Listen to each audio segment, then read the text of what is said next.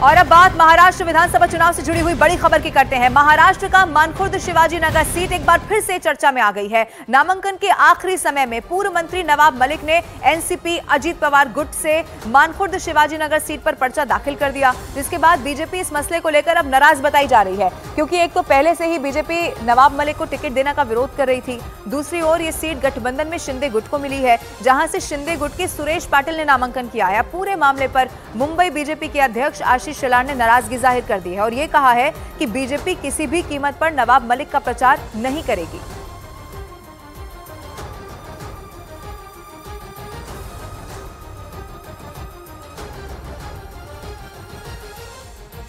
मानखुर्द शिवाजी नगर विधानसभा क्षेत्र से nationalist Congress party का नामांकन भरा था, साथ ही में अपक्ष भी नामांकन दाखिल किया था और समय पे पार्टी की तरफ से एबी फॉर्म जमा कराया गया 2/55 को, और अब मैं चुनाव नेशनलिस्ट कांग्रेस पार्टी की तरफ से लढूंगा।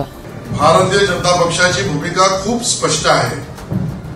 महायुतीमध्ये असलेल्या सर्व पक्षांनी आपापले उमेदवार आपणच ठरवायचे आहेत। विषय फक्त नवाब मलिक यांच्या अधिकृत राष्ट्रवादी काँग्रेस अजित पवार गटाच्या उमेदवारीबद्दल आहे।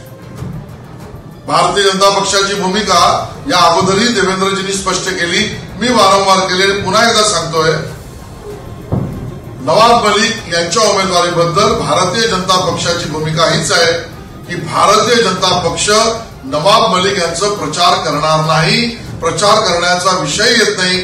आमची भूमिका दाऊद आणि दाऊदशी रिलेटेड केस या संदर्भातल्या व्यक्तीच्या प्रचाराची नाही। इधर मौका मिलते ही आदित्य ठाकरे ने एकनाथ शिंदे और बीजेपी पर हमला बोल दिया है। वहीं अजित गुट ने कहा कि गठबंधन पर इसका कोई असर नहीं पड़ेगा। इस पर एकनाथ शिंदे जी जवाब दे, क्योंकि वो दाऊद के पार्टनर को गले नहीं मिल सकते थे, किसी जो दाऊद से संबंध है उसके बाजू में नहीं बैठ सकते थे।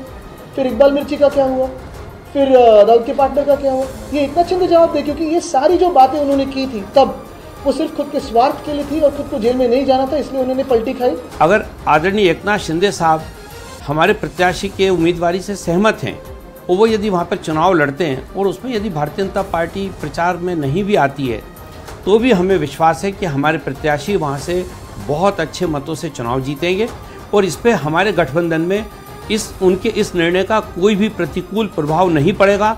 महायुति का गठबंधन यथावत रहेगा और हम पूरी शक्ति के साथ महाराष्ट्र में फिर से महायुति की सरकार बनाएंगे। वहीं इस पर उद्धव गुट ने कहा है कि जिसका अब तक बीजेपी वाले विरोध अब कर रहे थे उसका ही अब प्रचार करेगी, तो बीजेपी ने शिंदे गुट के सुरेश पाटिल को आधिकारिक उम्मीदवार बता दिया है। एक तरफ वो देशद्रोही है, उसको आप टिकट दे रहे हैं और हम अगर कुछ बात करते हैं तो आप हम पर आरोप लगाते हैं।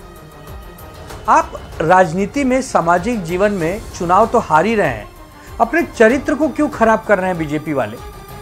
आपको शर्म नहीं आती? आप नवाब मलिक जैसे एक देशद्रोही को टिकट दे रहे हैं। अजीत पवार और नवाब मलिक का इस विषय पे समर्थन नहीं कर सकते। महायुति शिवसेना ने बुलेट पाटिल को अपना अधिकृत उम्मीदवार घोषित किया है। एक और हम अबू आदमी जो वोट जिहाद के समर्थक है उनको हराएंगे और दूसरी ओर आतंकवाद के एक part and partial Nawab Malik को पराभूत करेंगे।